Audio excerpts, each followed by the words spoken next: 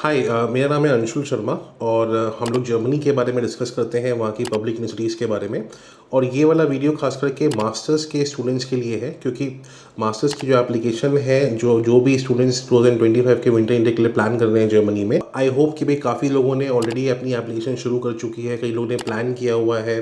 किसी ना किसी वजह से उनका अगर डिले हो रहा है प्रोसेस। तो ये बेसिकली वीडियो फोकस है मास्टर्स स्टूडेंट्स के लिए। बैचलर्स वाले भी जो है उनके लिए ऑफ कोर्स डेडलाइन 15 जुलाई की होती है विंटर इंटेक में, उनका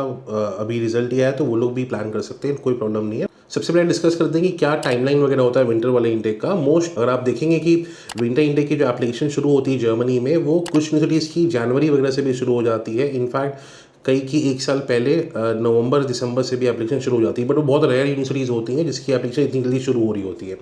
और उसी तरीके से डेडलाइंस वगैरह आपके फर्स्ट जो हमारा मार्च का मंथ गया है उसमें काफ़ी कम ही यूनिवर्सिटी होती है जिनकी डेडलाइंस अगर जा चुकी है। अभी भी अगर आप देखें कि जैसे अब अपने पास में जो डेडलाइंस अब आएंगी वो 30 मई की डेडलाइन वाली यूनिवर्सिटीज़ आएंगी। उसके बाद में अगेन 15 ऑफ जून, फिर 30 जून, ऐसे करके 15 जुलाई जो है लास्ट रहेगा। अप्रॉक्सीमेटली 2 महीने हमारे पास में बचे हुए हैं जिसमें आप अभी भी पब्लिक यूनिवर्सिटीज़ को शॉर्टलिस्ट अगर करें तो आप प्रॉपरली एप्लीकेशन डाल सकते हो। अब एग्जाम्पल के तौर पे कुछ और आप लोग को प्रॉब्लम्स मान लो अराइज हो सकती है कि अगर आपने अभी तक प्लान नहीं किया है, अगर आपका ईपीएस सर्टिफिकेट अभी तक नहीं आया और आप एक्सपेक्ट कर रहे हो कि आपका इस मंथ के एंड में या जून तक भी अगर आएगा, उनमें आने के बाद भी जैसे अगर आप लोग स्टेम फील्ड से हैं, है ना, अगर आप लोग टेक्निकल कोर्सेज में कंप्यूटर साइंस के बैकग्राउंड के प्लान करते हैं, या मान लीजिए आप अगर प्लान कर रहे हैं आईटी वाली फील्ड में किसी में, या आप लोग अगर प्लान कर रहे हो मैकेनिकल इलेक्ट्रॉनिक्स वगैरह के, इंडस्ट्रियल इंजीनियरिंग वगैरह के कोर्सेज वगैरह के हिसाब से, या डेटा साइंस भी ले सकते हो आप, उसके लिए भी आपके पास है 15 जुलाई की डेडलाइन के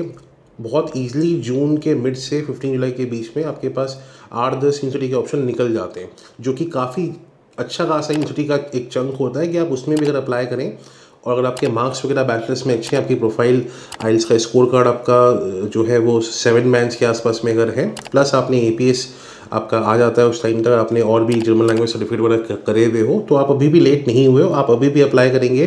प्रोफाइल ऑफकोर्स एक बार आप डिस्कस करेंगे तो बेटर रहेगा, क्योंकि प्रोफाइल डिस्कस करने से ये बेनिफिट हो जाता है कि कितने ऑप्शंस बचे हुए हैं, वो एक उसका एक रफ आइडिया मैं भी आप लोग को दे सकता हूँ कि आपके चांसेस बचे हैं कि नहीं विंटर इंटेक में एडमिशन होने के। और अगर आपने अप्लाई किया हुआ है ऑलरेडी इस वाले इंटेक में और आपका एडमिशन अभी तक नहीं आ पाया है, ये हो सकता है कि उसमें आपने जो शॉर्टलिस्टिंग करी होगी यूनिवर्सिटीज़ में, वो जिसमें आपके चांसेस एडमिशन के होते हैं ज़्यादा, उसको आपने शायद शॉर्टलिस्ट ना किया हुआ हो। क्योंकि शॉर्टलिस्टिंग के टाइम में मैंने कई सारे स्टूडेंट्स देखे हैं जो कि सिर्फ अपने कोर्स का नाम देख रहे होते हैं, फिर आप लोग देखते कि अच्छा ये बड़े शहर में है कि नहीं, और आप उसमें आँख बंद करके अप्लाई कर देते हो, है ना। ऐसे एडमिशन्स नहीं मिल पाता जर्मनी में। आपको सारे पैरामीटर्स देखने हैं कि आपका जो ग्रेड्स आ रखे हैं बैचलर्स में, क्या वो मेरा यूनिवर्सिटी जिसमें अप्लाई कर रहे हैं वो फुलफिल हो रहा है कि नहीं हो रहा है, मिनिमम रिक्वायरमेंट हम पूरा कर पा रहे हैं नहीं कर पा रहे हैं, क्या जो मास्टर्स की यूनिवर्सिटी है जर्मनी में वो एनसी कोर्स में आता है या नॉन एनसी में आता है, आपके ईसीटीएस पूरे हो पा रहे हैं कि नहीं हो पा रहे हैं ना, लैंग्वेज प्रोफिशिएंसी वगैरह को भी आपको चेक करना पड़ेगा। प्लस ओवर द टाइम मान लीजिए जो जो हमने इतने साल से जो हम जर्मनी की पब्लिक यूनिवर्सिटी में अप्लाई कर रहे हैं, तो ओवर द टाइम हर एक इंटेक में क्या कट ऑफ जा रहा होता है किस यूनिवर्सिटी का, उसका काफ़ी कुछ एक आइडिया होता है, जिसके बेसिस पे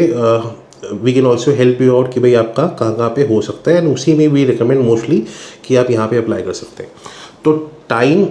अभी ऐसा नहीं हुआ है कि आप लोग विंटर इंटेक को आउटराइटली रिजेक्ट कर दो कि भाई आपका अभी अब हम यहाँ पे मई तक आ गए हैं तो मेरा तो विंटर इंटेक में हो ही नहीं सकता, है ना, वो स्टेटमेंट गलत है। विंटर वाले इंटेक में अब मैं या हमारी जो टीम होती है, हम लोग जून के एंड तक भी एप्लीकेशन ले रहे होते हैं, क्योंकि आइडिया होता है कि आपको कहाँ से एडमिशन मिल सकता है विंटर इंटेक में, अगर आप उतना लेट होते भी हो तो। दूसरा पॉइंट है, अगर आप विंटर इंटेक को अभी अगर आप स्किप कर देते हो कि भाई मैं लेट हो गया, मैं नहीं करना चाहता हूँ, और आप पहुँचते हो कि चलो मैं अगले साल के समर इंटेक में अप्लाई करूंगा, समर इंटेक में जो ऑप्शंस होते हैं वो बहुत कम हो जाते हैं, वो हाफ भी नहीं होते, और हाफ से भी कम आपके पास सिर्फ ऑप्शंस बचते हैं। कुछ फील्ड में आपके पास ऑप्शन ही नहीं होता है।